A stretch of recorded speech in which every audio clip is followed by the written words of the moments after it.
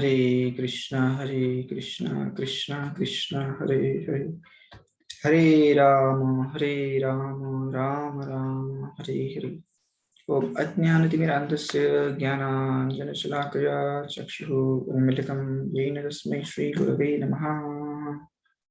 हरे कृष्णा।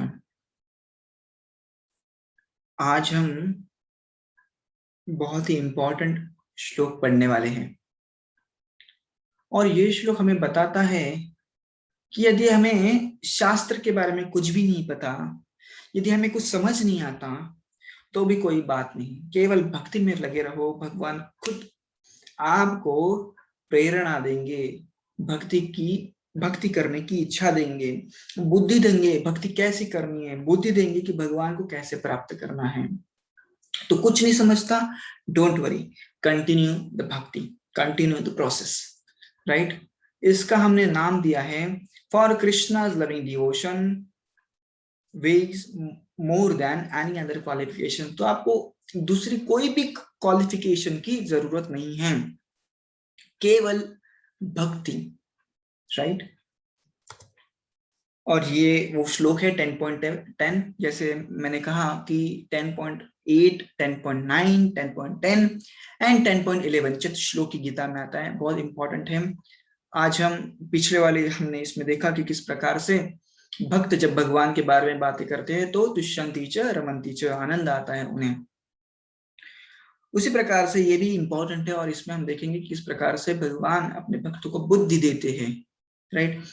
10.10 है ये, तेषां सततयुक्तानां भजतां प्रीतिपूर्वकं ददामि बुद्धियोगं तं येन मामुपयान्ति ते। तेषां सततयुक्तानां भजतां प्रीतिपूर्वकं ददामि बुद्धियोगं तं येन मामुपयान्ति ते। सतत युक्तानां, जो भी मेरी भक्ति में सतत, one who is continuously engaged in my devotional service, भजतां प्रीतिपूर्वकं, प्रेम पूर्वक मेरी सेवा कर रहे हैं, ददामि बुद्धियोगं तं, उन्हें क्या करता हूं मैं, बुद्धि देता हूं। कौन सी बुद्धि दे रहे हैं भगवान, मामोपयान्ति ते, मेरे पास आने की बुद्धि देता हूं, राइट।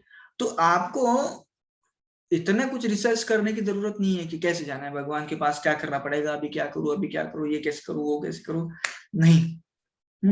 सिंपली भक्ति करिए। और भक्ति कैसे करनी है, जैसे हमने देखा पिछली बार पृथ्वी महाराज का उदाहरण देखा। पृथ्वी महाराज ने अपनी आंखों को भगवान के दर्शन लेने में लगाया, सिर को भगवान के चरणों में डाला, पैरों को भगवान के धाम तक चलने में लगाया, हाथों को भगवान की सेवा में लगाया, पूरे शरीर को भगवान के जो भक्त है उन्हें गले लगाने में लगाया।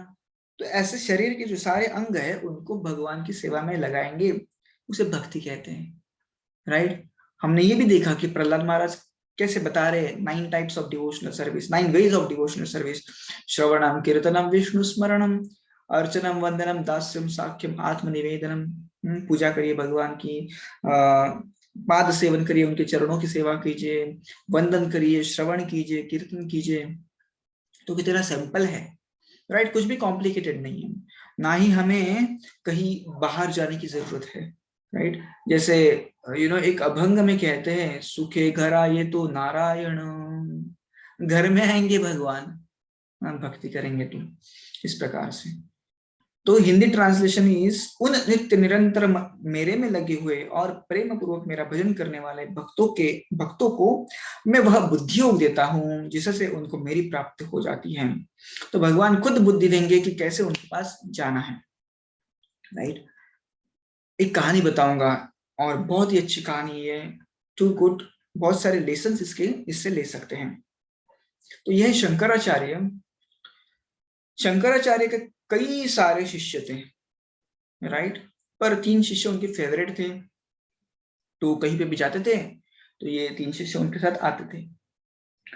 और ये 3 शिष्य में एक शिष्य जो ऐसा था, उससे पढ़ाई में कुछ इंटरेस्ट ही नहीं था और उसने बहुत प्रयास किए, उसके कुछ दिमाग में नहीं गया तो वो नहीं करता था।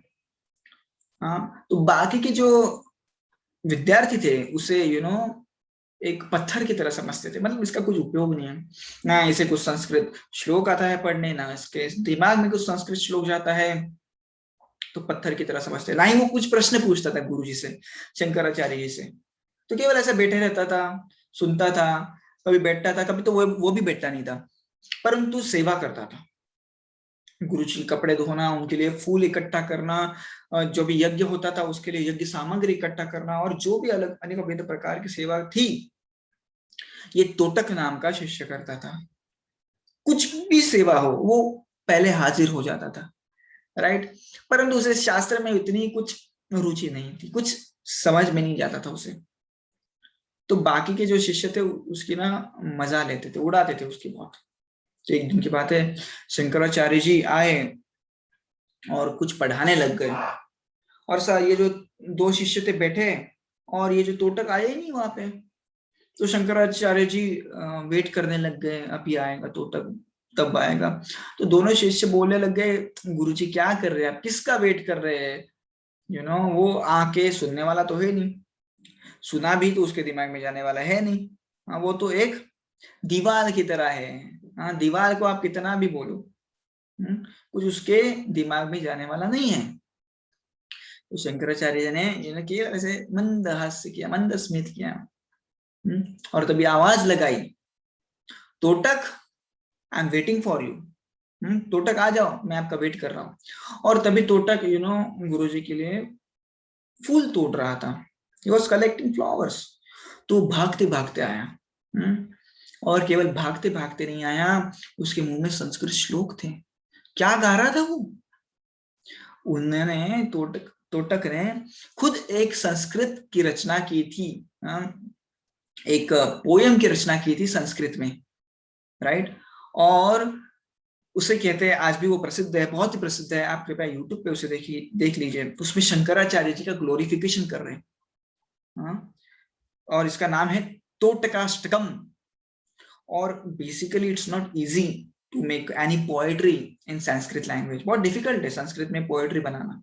हिंदी में तो आप बना देंगे, मराठी में बना देंगे, संस्कृत में की ग्रामर उसमें बहुत इंपॉर्टेंट होता है, राइट। कैसे भी नहीं बना सकते आप, उसके बहुत सारे पैरामीटर्स होते हैं। तो उसने वो बनाई थी और गा रहा था, और आया वो गाते गाते गाते, और शंकराचार्य जी के पैरों में फूल डाले, नमस्कार किया, और कंटिन्यू किया। विद इन ऐसे उसने पोएट्री बना दी, 8 अष्टकम, 8 वर्सेस वाली एक पोएट्री बना दी। और बाकी सारे शिष्य चौकन्ना रह गए, कहां से आई इतनी सारी अक्ल इसे, जिसे संस्कृत पढ़ने नहीं आता था उसने पोएट्री बना दी। बहुत अच्छी पोएट्री में कुछ दिखाता हूँ आपको, पढ़ के वर्सेस। तोटकाष्टकम ही है, उनका नाम था तोटक, तोटकाचार्य भी कहते उन्हें, राइट। विदिताखिल शास्त्र सुधा जलधे, महितोपतिनी शक्तितार्थ निधे, हृदये कलये विमलं चरणं, भव शंकर देशिक में शरणम। तो आप देखेंगे, भव शंकर देशिक में शरणम, बार बार वो कहते, शंकर आचार्य आप मुझे कभी आपका शरण देंगे। इसमें पूरे उनका ग्लोरिफिकेशन किया गया है शंकराचार्य जी का, कि इस प्रकार से शंकराचार्य जी हमें उनका ज्ञान दे रहे हैं, इस भवसागर से पार जाने का मंत्र बता रहे थे, मंत्र बता रहे हैं, वगैरह वगैरह वगैरह, बहुत डिटेल में उन्होंने बताया है।